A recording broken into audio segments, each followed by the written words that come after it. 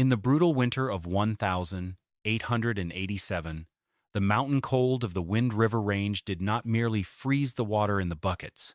It crept silently into the bedding, freezing a child's breath inside his own throat before his mother could even realize he was shivering.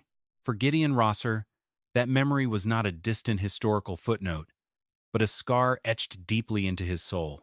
He had stood by the small hearth of his traditional log cabin, watching his youngest son, Owen, struggle for every gasp of air. The boy's face had turned a terrifying, pale shade of blue as croup, aggravated by the soot-laden smoke of damp pine and the relentless drafts of the Wyoming wind, threatened to take his life. They had survived that winter, but only by the narrowest of margins, huddled together under every quilt they possessed, burning through their firewood at a rate that felt closer to desperation than living.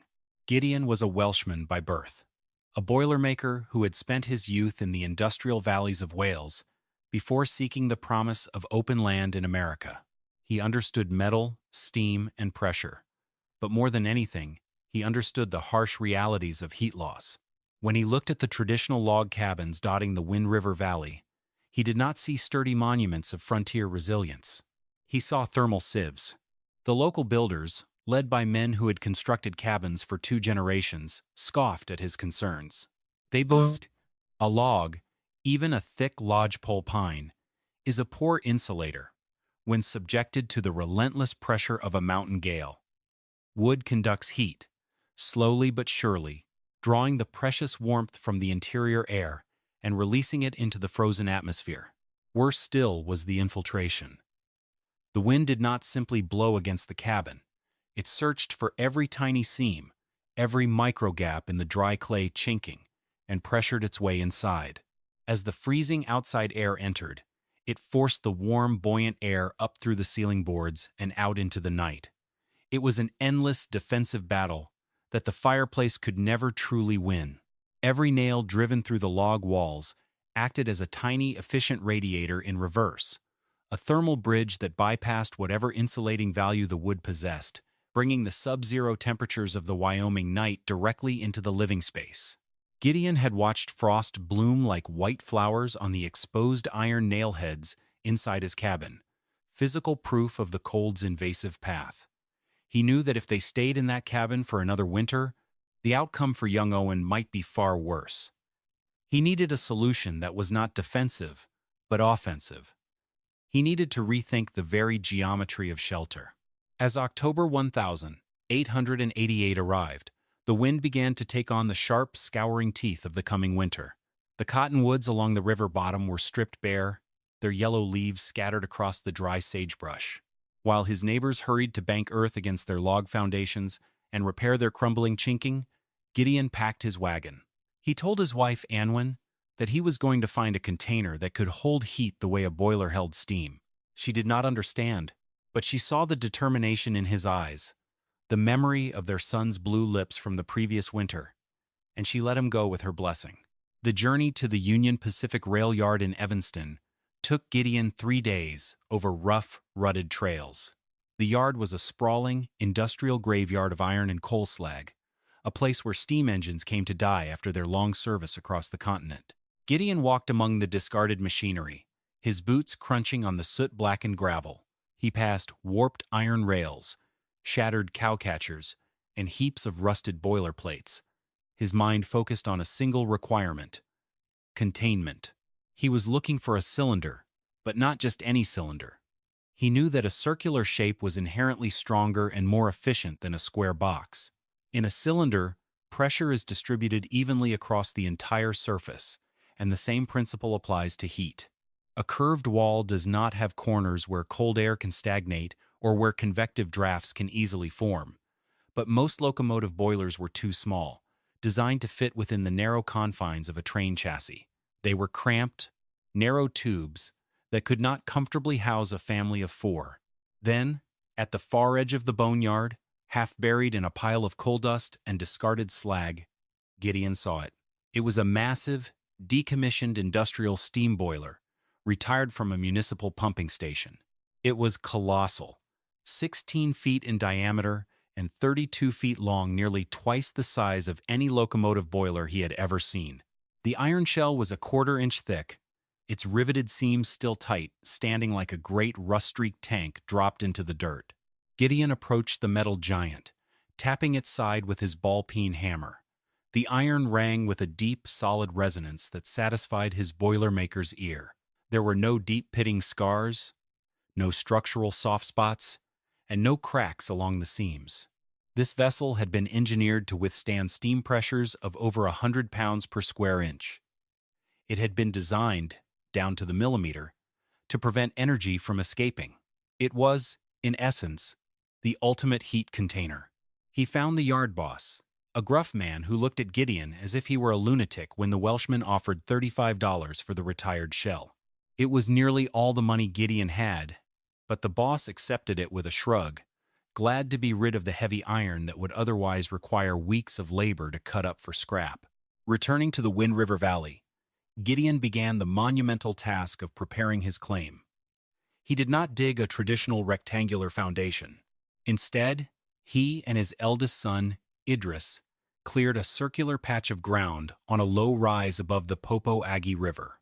They dug down to bedrock and laid a massive foundation of flat river stones, mortaring them together with local clay and lime. Gideon knew that the foundation had to support not just the weight of the iron shell, but the immense thermal mass he planned to build inside it. He aligned the long axis of the circular foundation at a 15-degree diagonal to the prevailing northwest winds, ensuring that the gale-force blasts would slide off the curved surface of the cylinder rather than strike it broadside. It was a methodical preparation, a design built entirely on the laws of physics and his memories of the Welsh boiler houses. When the foundation was ready, Gideon sent word to the valley that he would need every spare team of oxen to haul his new home into place. The arrival of the giant iron cylinder in the Wind River Valley was an event that brought the entire settlement to a standstill. It required a team of 20 straining oxen, their yokes creaking under the immense load, and a custom-built frame of massive lodgepole pine skids to slide the multi-ton boiler shell over the rough prairie soil. The iron groaned and shrieked as it scraped across the rocks, a sound that carried for miles across the open sagebrush, acting as a siren call for the curious and the skeptical. By the time the oxen reached Gideon's claim, a small crowd of neighbors had gathered, their arms crossed against the biting autumn wind. Among them was Alistair Vance, a proud locomotive fitter for the railroad who considered himself the valley's foremost authority on all things metal. Beside him stood Enoch Hayes, the traditional builder, and Thaddeus Miller, a neighboring rancher who had lost nearly his entire herd to a late winter blizzard the previous February. Vance watched the giant cylinder slide onto the stone foundation, a look of profound amusement on his face. He stepped forward, his boots kicking at the dust. He knew the properties of iron, and in his mind, Gideon was building a high-risk structure that defied every rule of winter survival. He called out to the Welshman, his voice carrying clearly over the heavy breathing of the exhausted oxen. He warned Gideon that iron was a rapid conductor of cold, that a metal house would sweat condensation from the family's breath until the interior walls were coated in thick sheets of ice, and that the first hard freeze would make the steel so brittle the rivets would shear under the wind's pressure. The crowd murmured in agreement. Enoch Hayes shook his head, calling the structure an iron tomb that would freeze the children before Christmas. They saw the giant cylinder as an obscenity against common sense, a wasteful experiment by a stubborn outsider who did not respect the proven traditions of the frontier.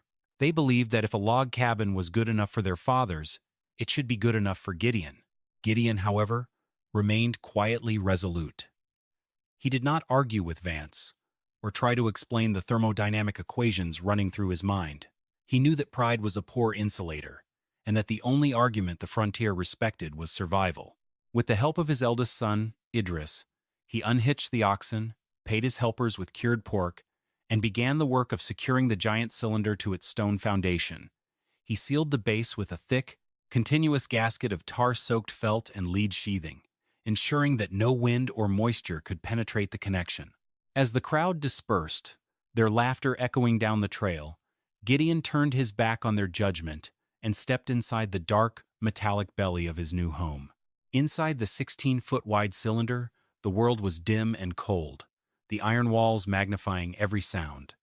But Gideon had no intention of living against the bare metal. He began the slow, dusty work of constructing the interior core. He had purchased hundreds of discarded firebricks from the railroad, dense, heavy blocks that had spent years absorbing the intense heat of locomotive fireboxes. These bricks possessed an extraordinary capacity for thermal storage, a property known as high thermal mass. He and his sons mixed a thick mortar of fireclay and sand, their hands covered in the fine, gray dust. Gideon laid the first course of brick on the stone floor, following the curve of the iron shell. He constructed a circular inner wall that stood 6 inches thick, leaving a precise 4-inch gap between the brick and the iron outer skin. It was a cramped, physically demanding workspace, requiring them to lay the bricks by the yellow flicker of a tallow candle, their voices echoing off the iron ceiling. Once the brick core was complete, Gideon began filling the 4-inch gap. He had his sons haul bucket after bucket of fine, dry river sand from the banks of the Popo Aggie. He poured the sand into the cavity, using a long pine pole to tamp it down, ensuring there were no hollow voids or air pockets. This created a sand annulus, a continuous, unbroken insulating barrier. Dry sand is an exceptional insulator because it traps millions of microscopic pockets of still air between the granules, preventing convective heat transfer almost entirely. The heat from the interior would have to travel through 6 inches of dense brick, then slowly penetrate 4 inches of packed sand before it could even touch the outer iron shell. The iron, therefore, would be protected from the extreme cold, preventing the thermal contraction that Vance had warned would shear the rivets. At the center of the circular room, Gideon installed a small, efficient cast-iron stove, but he did not run the stovepipe straight up through the ceiling. Instead, he routed the metal flue horizontally, suspended just below the brick arch, running it almost the full 32-foot length of the interior, before venting it out through a sealed, insulated thimble at the far end. This forced the hot exhaust gases to travel the entire length of the dwelling, giving them ample time to radiate their heat into the upper brickwork and the air column before escaping. He cut 2 small, double-paned windows into the end caps for light and installed a baffled fresh air intake near the stove base to supply oxygen for combustion without creating drafts across the floor. By the time the first heavy snow of November fell, the Pengele family had moved their few belongings into the giant cylinder. It was a Spartan space, but as Gideon closed the heavy, insulated wooden door, he felt the air go still, and he knew the engineering of his new home was complete. December 1888 arrived with a suddenness that caught the valley unprepared. A massive polar vortex descended from Canada, bringing with it temperatures that plunged to 35 below zero and winds that howled through the mountain passes at sustained speeds of 45 miles per hour. But the true misery of that winter lay in its rapid thermal fluctuations, a phenomenon known as the Chinook collapse. For days, a warm, moisture-laden wind from the Pacific would push temperatures up into the high 30s, melting the snow and turning the valley floor into a muddy swamp. Then, in the space of a single afternoon, the wind would suddenly shift to the northwest. The sky would turn a hard, metallic gray, and the temperature would drop 70 degrees in a matter of hours, plummeting from nearly 40 above to 35 below zero. The wet ground would instantly flash freeze into iron-hard ruts, and the driving snow would return, plastering everything in a sheet of ice. This cycle of rapid expansion and contraction was devastating for the traditional log cabins. The pine logs, subjected to these extreme temperature swings, warped and groaned. The clay and moss chinking, softened by the warm Chinook rains, would freeze and crumble during the sudden drops, falling away in large chunks and leaving wide gaps in the cabin walls. The wind, finding these new openings, scoured the interior spaces, pulling the warm air out and replacing it with the freezing breath of the storm. Worse still was the effect on the settlers' firewood.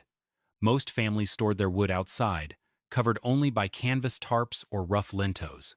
During the Chinook thaws, the melting snow and rain would soak into the wood piles.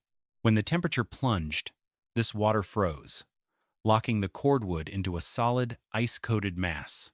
To build a fire, The ranchers had to pry the logs apart with crowbars, then thaw them on the hearth before they could even begin to burn.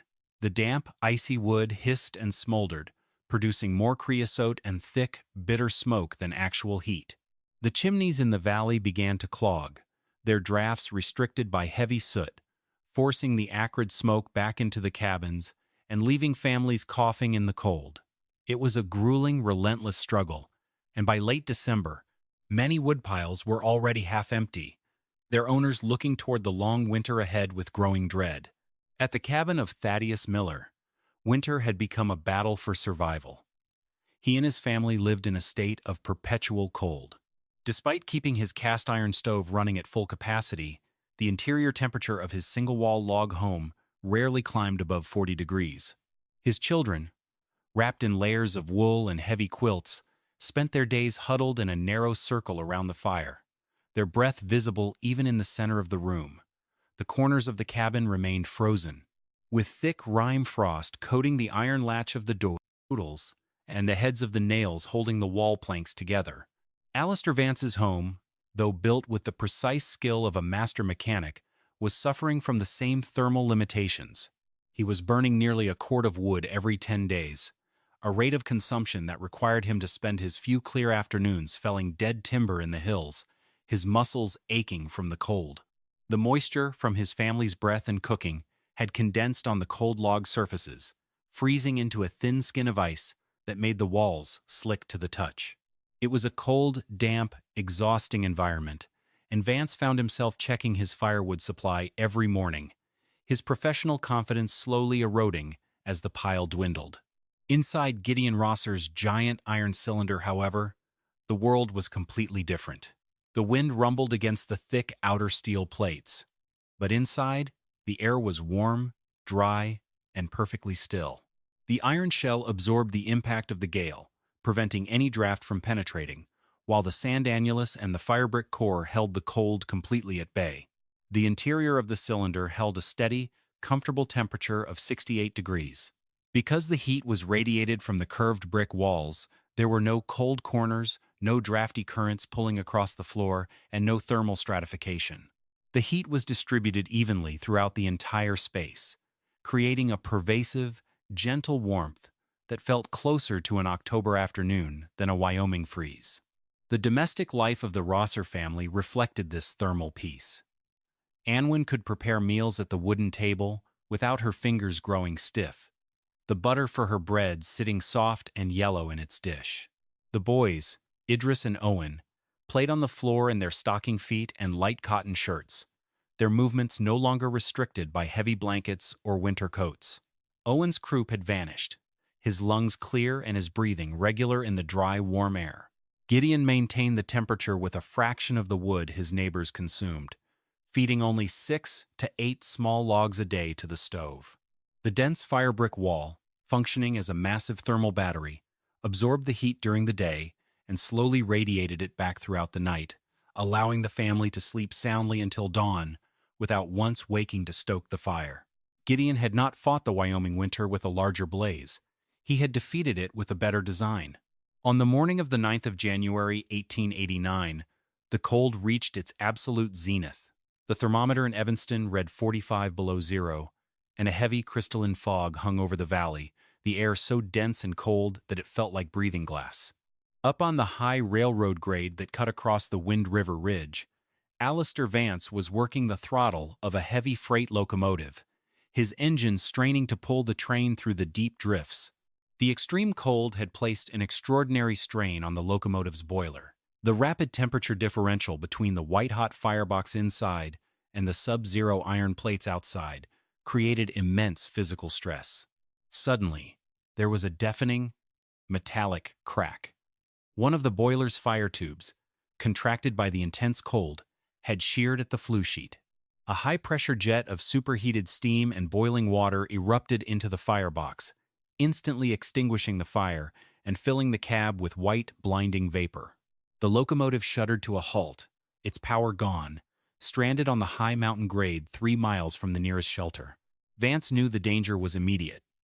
Without the fire, the engine's water lines would freeze and rupture within an hour, and the cold would soon penetrate his heavy wool clothing. He had no choice but to walk down the mountain grade toward the settlement to find help and organize a repair crew. The walk was a descent into a frozen wilderness. The wind, blowing at 35 miles per hour, drove fine ice crystals through his scarf and into his skin.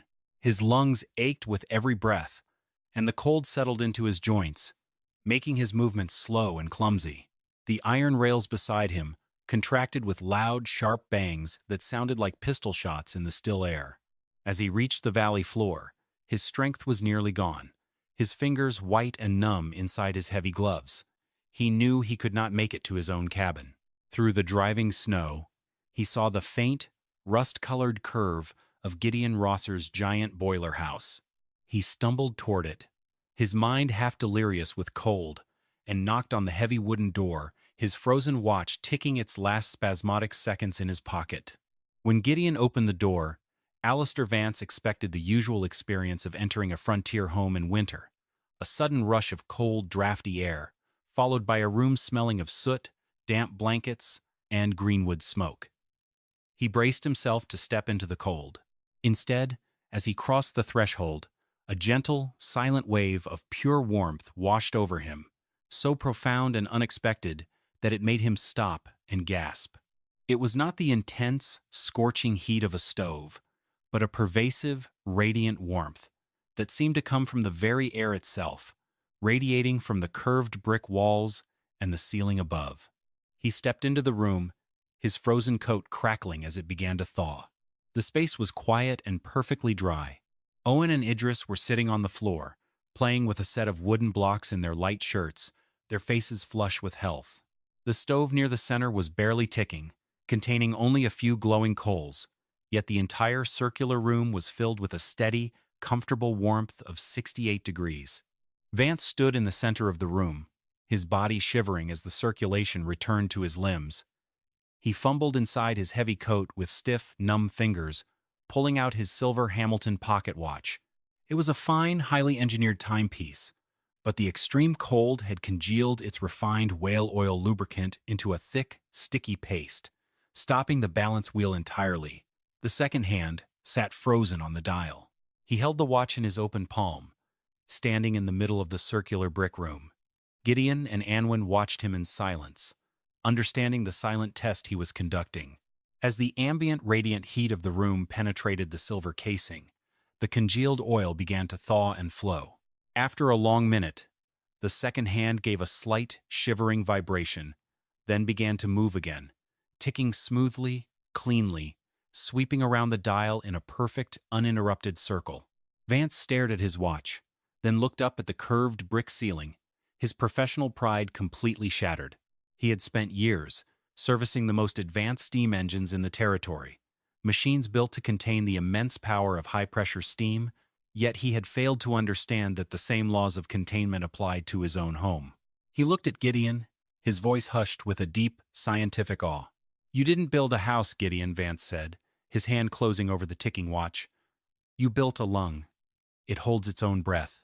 The validation of Gideon Rosser's design did not remain a secret inside the iron cylinder. Alistair Vance was a man of science and mechanics, and once his pride had been shattered by the frozen watch, his intellectual honesty took over. The next evening, he gathered with the other ranchers in the back room of the Stevensville trading post. He did not speak of luck or old country superstitions. He spoke of thermodynamics. He described the still air inside the boiler, the even radiant heat, and the undeniable proof of his Hamilton watch. He explained to Thaddeus Miller and Enoch Hayes that Gideon was burning less than half the firewood they were consuming while maintaining a home that was 20 degrees warmer. The skepticism that had dominated the valley for months evaporated, replaced by a profound interest. These were practical men, and when the extreme cold began to threaten their families and their livelihoods, they were willing to learn. That spring, as the snow began its slow retreat from the valley, Gideon's claim became an informal school for the settlement. He welcomed his neighbors warmly, never once referencing their earlier mockery. He showed them the inner firebrick core, explained the insulating value of the sand annulus, and demonstrated how the curved walls prevented convective heat loss. He helped Thaddeus Miller design a stone-lined heat storage wall for his cabin and showed Enoch Hayes how to incorporate double-wall construction into his future builds. The transition was quiet but permanent. Gideon's giant iron cylinder was no longer viewed as an obscenity or a sign of madness. It was recognized as a monument of practical engineering, a structure that had used the laws of physics to conquer the Wyoming winter. For Gideon, the true reward was not the respect of his neighbors, but the safety of his family. As he watched his sons play in the warm, dry air of their unique home, he knew that Owen would never have to fight for his breath again. They had found warmth, not by burning more of the mountain's timber, but by understanding how to keep the heat they had. The legacy of Gideon Rosser's innovation reshaped the building practices of the Wind River Range for decades to come. By the winter of 1892, several other families had constructed their own curved iron shelters, purchasing decommissioned boiler shells from the Evanston yards. The landscape of the valley began to feature these unique, rust-colored cylinders, half buried in the hillsides, to utilize the Earth's natural insulation, their chimneys producing only thin, efficient wisps of smoke. Gideon's original boiler home stood solid and dry for over 80 years, passing down through his children and grandchildren.